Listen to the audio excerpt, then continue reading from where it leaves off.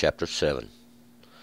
The word that came to Jeremiah from the Lord, saying, Stand in the gate of the Lord's house, and proclaim there this word, and say, Hear the word of the Lord, all you of Judah, that enter in at these gates to worship the Lord.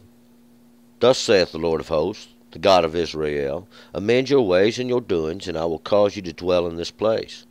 Trust you not in lying words, saying, The temple of the Lord, the temple of the Lord, the temple of the Lord are these. Nay, but if you thoroughly amend your ways and your doings, if you thoroughly execute justice between a man and his neighbor, if you oppress not the stranger, the fatherless, and the widow, and shed not innocent blood in this place, neither walk after other gods to your hurt, then I will cause you to dwell in this place, in the land that I gave to your fathers forever and ever. Behold, you trust in lying words that cannot profit. Will you steal, murder, and commit adultery, and swear falsely, and offer unto Baal, and walk after other gods whom you have not known, and come and stand before me in this house, whereupon my name is called, and say, We are delivered, that you may do all these abominations? Is this house whereon my name is called become a den of robbers in your eyes? Behold, I, even I, have seen it, saith the Lord. For go you now unto my place, which was in Shiloh, where I caused my name to dwell at the first, and see what I did to it for the wickedness of my people. And now, because you have done all these works, saith the Lord, I spoke unto you, speaking before and often, but you heard not, and I called you, but you answered not. Therefore will I do unto this house, whereupon my name is called, wherein you trust, and unto this place which I gave to you and to your fathers, as I have done to Shiloh. And I will cast you out of my sight, as I have cast out all your brethren, even the whole seed of Ephraim. Therefore pray not you for this people, neither lift up, nor cry, nor prayer for them, neither make intercession to me, for I will not hear you. Seest you not what they do in the cities of Judah and in the streets of Jerusalem? The children gather wood, and the fathers kindle the fire, and the women knead the dough to make cakes to the Queen of Heaven, and to pour out drink offerings unto other gods, that they may provoke me. Do they provoke me, saith the Lord? Do they not provoke themselves to the confusion of their own faces? Therefore thus saith the Lord God, Behold, my anger and my fury shall be poured out upon this place, upon man, and upon beast, and upon the trees of the field, and upon the fruit of the land, and it shall burn, and shall not be quenched. Thus saith the Lord of hosts, the God of Israel, Add your burnt offerings unto your sacrifices, and eat ye flesh. For I spoke not unto your fathers, nor commanded them in the day that I brought them up out of the land of Egypt, concerning burnt offerings or sacrifices. But this thing I commanded them, saying, Hearken unto my voice, and I will be your God, and you shall be my people, and walk you in all the way that I command you, that it may be well with you. But they hearkened not, nor inclined their ear, but walked in their own counsels, even in the stubbornness of their evil heart, and went backwards and not forwards. Even since the day that your fathers came forth out of the land of Egypt unto this day, and though I have sent unto you my servants, the prophets, sending them daily before and often, yet they hearkened not unto me, nor inclined their ear, but made their necks stiff. They did worse than their fathers. And you shall speak all these words unto them, but they will not hearken to you. You shall also call unto them, but they will not answer you. Therefore you shall say unto them, This is the nation that hath not hearkened to the voice of the Lord their God, nor received correction. Faithfulness is perished, and is cut off from their mouth. Cut off your hair, and cast it away, and take up a lamentation on the high hills, for the Lord hath rejected and forsaken the generation of his wrath. For the children of Judah have done that which is evil in my sight, saith the Lord.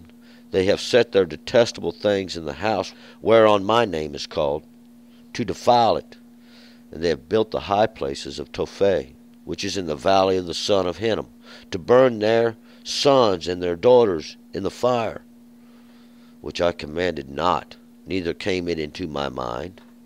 Therefore, behold, the days come, saith the Lord, that it shall no more be called Topheh, nor the valley of the son of Hinnom, but the valley of slaughter, for there shall they bury in Topheh, for lack of room. And the carcasses of this people shall be food for the fowls of the heaven, and for beasts of the earth, and none shall frighten them away. Then will I cause to cease from the cities of Judah, and from the streets of Jerusalem, the voice of myrrh, and voice of gladness, the voice of the bridegroom, and the voice of bride, for the land shall be desolate. All right, let's go back up to verse 1. Now, yesterday we kind of ended in that part where Jeremiah is making this great comparison even between harlotry and what's going on with this, those leaders and those ones who are in charge, who have brought in and mingled in all the teachings from various not-a-gods and various beliefs and understandings, and even adding their own and imputing and mixing in all these abominations, these utensils and forms of worship that God said you shall not do. And this has brought the land into great sin, and Jeremiah had seen this, and he was declaring this. But now today we're going to pick up with this word that came to Jeremiah from the Lord, saying, and as we go through Jeremiah, there's a few different periods when Jeremiah lived, which Jeremiah prophesied. Jeremiah prophesied across a 40-year period, or a little over 40 years, and he went through several kings, and some of these kings lasted, and some of them didn't. And what Jeremiah seen was a great sin in the land, even these sins that men do. But this is what the people seem to want. They won't listen, they won't turn, they won't hear what God has to say. And as we go through the book, we're going to see that these time periods are out of order. Of course, they have been changed around, the chapters of the book, because there'll be periods of prophecy of Zedekiah, and then later on there'll be prophecies in periods of Jehoiachin and prophecies in the periods of Jehoiakim, and so we'll have to watch for these. And like today, this word that comes to Jeremiah, the period that it comes in is probably from the beginning periods, even the periods of after Josiah had torn down and cleansed out the land. Then after Josiah, we're going to find that the Egyptians come in and started exacting taxes and rule, and the kingdom was coming to its end. They had started setting up idolatry again, and great was the sin in the land. And we're going to pick this up right here in verse 1. The word that came to Jeremiah from the Lord, saying, and this was the word, an early word, and we're going to keep in mind now, Jeremiah had a scribe, and his name was Baruch. And we'll find that Baruch was the one who was a traitor, most likely, over to Babylon in the later end. 2. Stand in the gate of the Lord's house, and proclaim there this word, and say, hear the word of the Lord, all you of Judah, that enter in at these gates to worship the Lord. So God has sent Jeremiah down and to the gate. Now this is even to the house where the temple of God was, and to the gate where you would enter into this area, even the outer part of the temple grounds. And he would stand there, and he was going to say to the people, and say to all those that come down there, to go into the house of God to worship. That's where God had said his name even. 3. Thus saith the Lord of hosts, the God of Israel, amend your ways and your doings, and I will cause you to dwell in this place. And basically Jeremiah is telling them, amend your ways, change the way you're doing, change your path. See, you're going in here to worship, and you're not having no understanding of what you're doing going in here, because these things have become an abomination unto God. And we'll find the people wouldn't listen to Jeremiah, and Jeremiah had felt like he had been just, and we'll see he was greatly punished even for these prophecies. And this was another period of time where Jeremiah would greatly feel rejected, But Jeremiah's cry now was in the gate in the house where they went in to praise God, even to was supposed to be. For trust you not in lying words, saying the temple of the Lord, the temple of the Lord, the temple of the Lord are these. So Jeremiah is also telling them now, don't trust in these lying words that these men are teaching you inside here, saying these are the temple, the temple, the temple. All this thing belongs to God, and this not being the truth, we'll find that they had even set up in the temple of God. Ezekiel tells us about this, and even though the scribes were trying to hide what was going on, having access to all the writings and understandings, they couldn't manage to hide everything. And we're going to find out this shows up 5. Nay, but if you thoroughly amend your ways and your doings, if you thoroughly execute justice between a man and his neighbor. And Jeremiah's basically telling them that this ain't what's going to save you. It's truth and justice and teaching the truth. See, executing justice between a man and his neighbor. Let there be justice instead of perverting justice. See, and that's what was going on back then. That's what goes on today. See, what they was doing back then, they was actually selling justice. Whoever had the most money got the most justice. And it was just basically that simple. It's a very similar thing today that is in the court systems. And that's just the way it works, because this is the way men oppress. 6, if you oppress not the stranger, the fatherless, and the widow, and shed not innocent blood in this place, neither walk after other gods to your hurt. If you what? Oppress not the stranger. And this stranger represents one who was not from that area. He had come from another land and come there to live for whatever reason he might have had.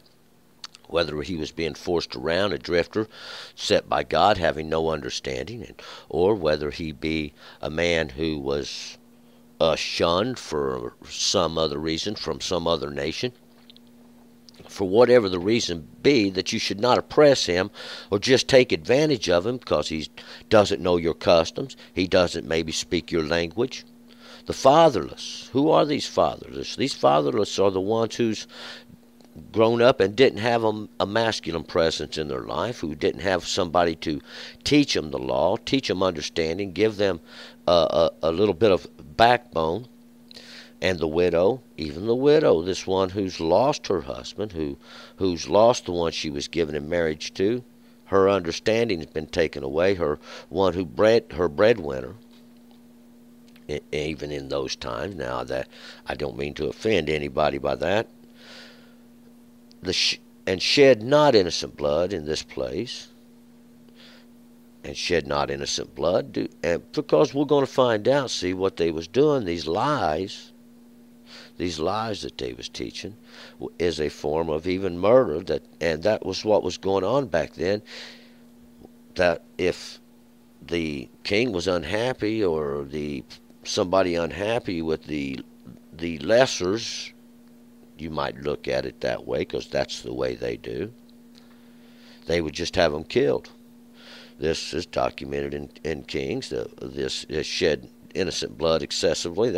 And what we're talking about is just they was doing murder for their own desires. Neither walk after other gods to your hurt. This they was doing as well, imputing all these things over into images and stuff, and trying to make people serve these and serve that. And as many images as people wanted to serve, they would prepare for them. 7, then will I cause you to dwell in this place, in the land that I have gave to your fathers forever and ever. So if you will put all this away, God will leave you here. God will cause you to dwell in this place that he gave to your fathers forever and ever. And we were talking about that city, even Jerusalem at that time, is where Jeremiah was, and he was standing right there in the front of the house of God, prophesying these things, telling these people, if you will change your ways. 8, behold, you trust in lying words that cannot profit. That's what they was doing. See, they would go into these priests, that even though Jeremiah himself was a priest from Anathoth, but Jeremiah was prophesying something that the other priests weren't. Jeremiah was saying things, though God's going to destroy this place because you're evil and you won't amend your ways, and nobody believed this. Everybody went after what everybody else was saying. See, you got one person speaking destruction, and you got 100,000 people feeding sweet cakes. See, but this is what was going on then. What's going on now? You trust in lying words, and they cannot profit. 9. Will you steal and murder and commit adultery and swear falsely and offer under Baal and walk after other gods whom you have not known? Is this what they do? Is this what you do? Steal, not being according to the law, stealing these things that belong to God. Going after these souls of men, even stealing the tithes and offerings which God required to feed the poor and the hungry and the homeless and the widow. Murder, hunting souls of men, laying in wait. See, laying in wait with your trickery that you might snare and take, and commit adultery. Go out and bring all these other understandings in that you have no understanding of, and swear falsely, lying with your own mouth to bring gain. See, doesn't matter if you know that you're lying. Doesn't matter. See, you didn't take the time to properly search it out. And offer under Baal, this Lord thing that lords over you, that rules over. Walk after other gods whom you've not known. These not gods, these sticks and stones, these works of man, these teachings of men, these things that men have created. 10. And come and stand before me in this house, whereupon my name is called, and say, we are delivered, that you may do all these abominations. That's what they was doing, see? And they would go down there for what? That they could do all these things, that they could commit adultery, that they could steal, and they could swear falsely and offer unto Baal and chase after every whim of their heart, and there they're satisfied.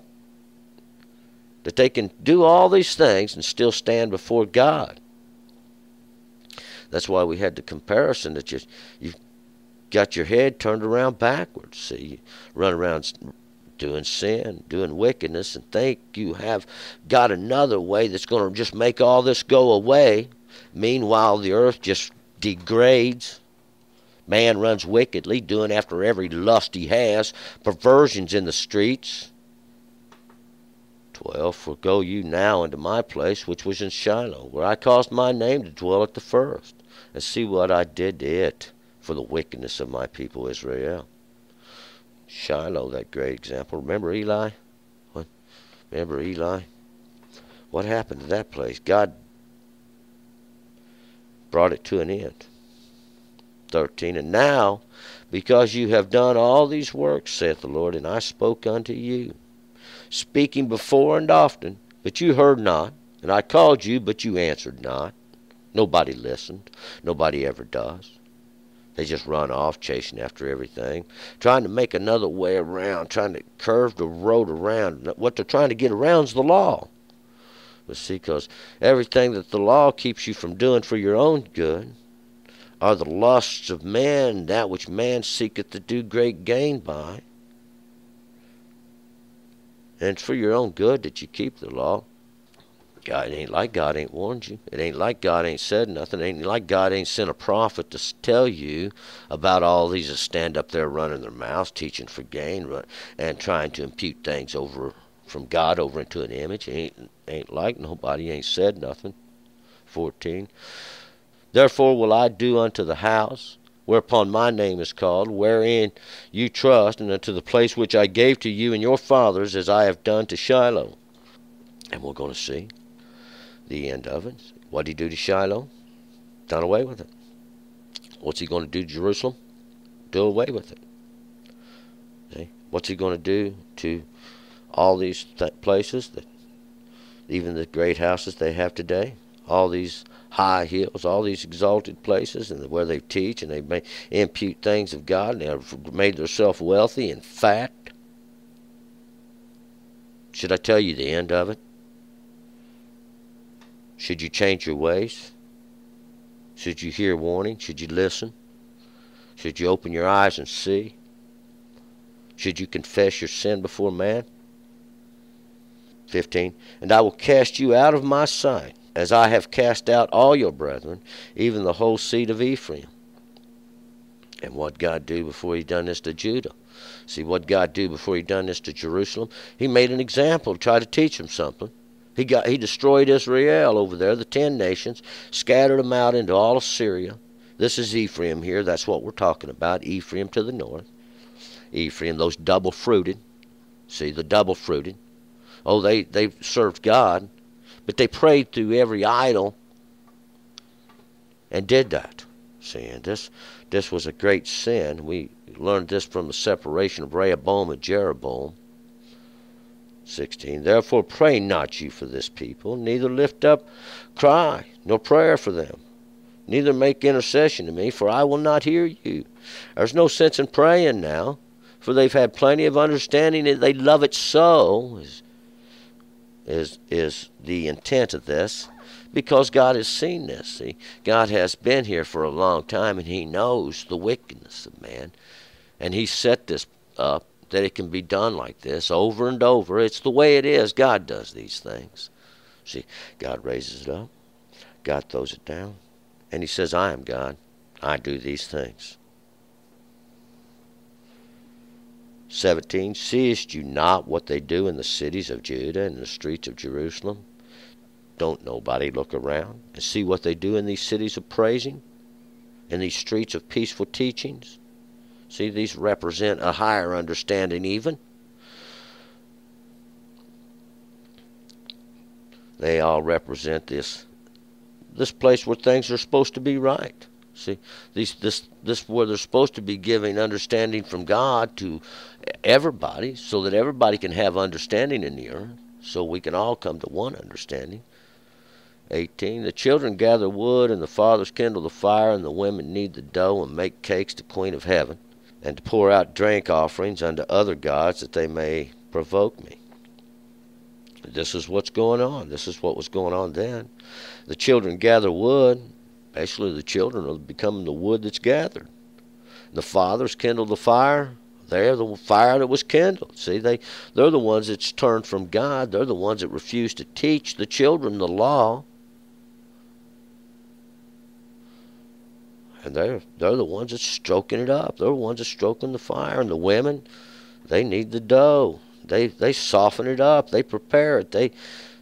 Basically, everybody's joined in the celebration now. And what they're doing, they're making little sweet cakes to the Queen of Heaven, as if there is one. See, they just assume, because God is king, he must have a queen, but there's nobody besides God. There's no other there beside God. You have no understanding. See, that would be an understanding of man, see, trying to impute an image over, and that's exactly what they do. They did, see, can't make an image of God, but we can make an image of the queen. No, it don't work like that. See, God said, you shall make you no image, man or woman, beast nor nothing. So this would be a violation of the law. And pouring out these drink offerings unto other not a gods is a violation too, because God commanded, said, you will not do this thing. Men have caused them to do this. See, men taught them to do this. They wouldn't listen to Jeremiah, the one whom was appointed. They wouldn't listen to him. They wouldn't listen to the one going down there telling them the truth. But they had to listen to all the words of men. Why? Well, they're mighty. They're mighty, and they have so much understanding. 19, do they provoke me, saith the Lord? Do they not provoke themselves to the confusion of their own faces? It ain't God you're provoking. You provoke yourself, see. And what this is, it's hurting you. You're the one being hurt by it. To the confusion of your own faces. You're the one that is refusing God, and when in refusing God and his understanding, refusing to observe for your own good the law, see, You are denying yourself. You're cheating yourself out of the blessings of life. Choosing death, as we find out. They choose death instead of life. 20. Therefore thus saith the Lord God, Behold, my anger and my fury shall be poured out upon this place, upon man and upon beast and upon the trees and of the field, and upon the fruit of the land, and it shall burn and shall not be quenched. God's going to pour his fury out upon where? Upon Jerusalem, this place of peaceful teachings. That place he's been making an example of. That's the place to be punished. See, from the beginning he's been setting his examples there, making his examples there. That's where Zion is. This is that where the law was supposed to come from. See, this is where the law is supposed to come from. Come out up from there.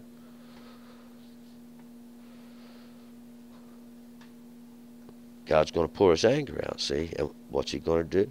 He's going to destroy. He's going to pour it out upon man,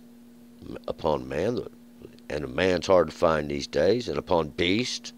Beast are all these ones, even these ones that wait to tear, to hide, laying in wait, now to jump on the prey as it go by, upon the trees.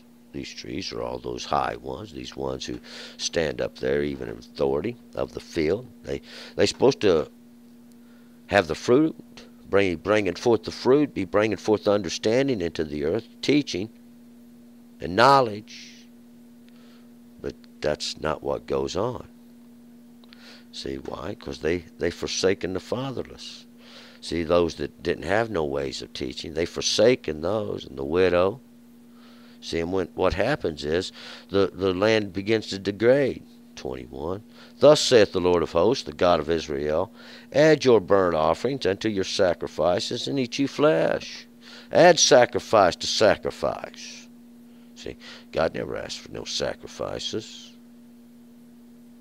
And we're going to find that out. Not in the beginning. See, 22. For I spoke not unto your fathers, nor commanded them in the day that I brought them out of the land of Egypt concerning burnt offerings or sacrifices. No, God didn't say nothing about that when he brought you out. He said, follow me. That's what it says here. Follow me. That's all you have to do. And do as I ask. See, and he gives just the 10 words in the beginning. We'll find this out. See, but the people refused. They said, get between us. We're scared of God. We're scared of God. He'll kill us. 23. But this thing I commanded them, saying, hearken unto my voice, and I will be your God, and you shall be my people, and walk you in all the way that I command you, that it may be well with you. See, that's all God ever asked for. Same thing that a father asked for. See, the same thing your father asked you to do. Listen to me. Hopefully you had a father. Hopefully, of course, there's many that didn't. Hopefully you had a father that taught you correctly, taught you the law. And we'll find there's many that don't. They have no understanding no more. These are men, see. They teach the law for your own good and for your own gain. They have understanding. A man has understanding. A young man does not. Hearken to my voice. That's all God ever asked for. Obey these few little things I ask you to do. 24. But they hearkened not, nor inclined their ear, but walked in their counsels, even in the stubbornness of their heart, and they went backwards and not forwards. But they wouldn't listen to God. See, they kept turning, revolting, running their mouths, complaining. See, God bringing them forth by a mighty hand even, with great understanding even. And walked in the stubbornness of their heart, because, see, they had been in Egypt. See, and there they had learnt these ways. And God's seen this, and God's seen that once these teachings of men enter in, it's so very hard to get you from out of that wilderness. That's the wilderness. See, that's the place where you got to drive them words out. And that's the place where the truth will drive those words out if you will listen, if you will hearken. 25. Even since the day of your fathers came forth out of the land of Egypt unto this day. And though I have sent unto you all my servants the prophets, sending them daily and before and often. God's been doing it. God's been working this work for a long time, sending prophets telling you, turn, turn, turn unto God and his understanding. Turn unto God and observe the law. Hearken unto the voice. And nobody does. Do right, do correctly, do justly in the earth. Nobody does. 26. Yet they hearken not unto me, nor inclined their ear, but made their neck stiff. They did worse than their fathers, and each generation slips a little bit more away. A little bit more. We see it more and more and more. And the more they slip, the faster they slide. Like that bug, see, on the side of the crack there, and they sliding down into the ditch. Even down, but who cast them there? Who brought this understanding that put them there? See, men have done this. These are the teachings of men that try to go around the law. They try to get around the law, and when you do, this is what happens. 28. Therefore you shall say unto them, this is the nation that hath not hearkened to the voice of the Lord their God, nor received correction. Faithfulness is perished, and is cut off from their mouth. This faithfulness is cut off from their mouth. They no longer speak understanding. There's no longer any talked about. The law goes unobserved. And those that teach it say, oh, you only have to obey it in the spirit, and the flesh becomes greatly polluted, for they desire it so. 29. Cut off your hair and cast it away, and take up lamentation on the high hills. For the Lord has rejected and forsaken the generation of his wrath. Cut off your hair, remove your glory, shave your head bald. Take it off, cast it away. Take up a lamentation on the high hills. Go up and start crying on the high hills. All these exalted places, you won't have far to go. You'll find one on every corner. Go down there and start crying and whining. For the Lord has rejected and forsaken. It's what he did then, that's what he does now, see. All these high places, nobody said you could build those. Nobody gave you the authority. 30. For the children of Judah have done that which is evil in my sight, saith the Lord. They have set their detestable things in the house whereon my name is called, to defile it. See, this house of God, this understanding of God, they brought and set their detestable things in the house, in bringing in all their mingling and all their... This is what Assyria did. See, this is how the Nineveh became so great. It's the same plan they had. The children of Judah, those are the praising. That's what Judah stands for, praising. They're not praising God, though. They've greatly angered the Lord. They've defiled his house. 31. And they have built the high places of Topheh, which is in the valley of the son of Hinnom, to burn their sons and their daughters in the fire, which I commanded not, neither came it into my mind. Never crossed the mind, never crossed God's mind, that you bring your children down and cast them on a fire. Who thought of such a thing? Who thought of this? Making them bow down to an image. That's what this is. They built their high places. They built these places that are exalted, these places of Topheh, even these places of burning. This is what they bring their children to burn, which is in the valley of the son of Hinnom. The son of Hinnom. Son, he's that which comes forth looking to bring seed.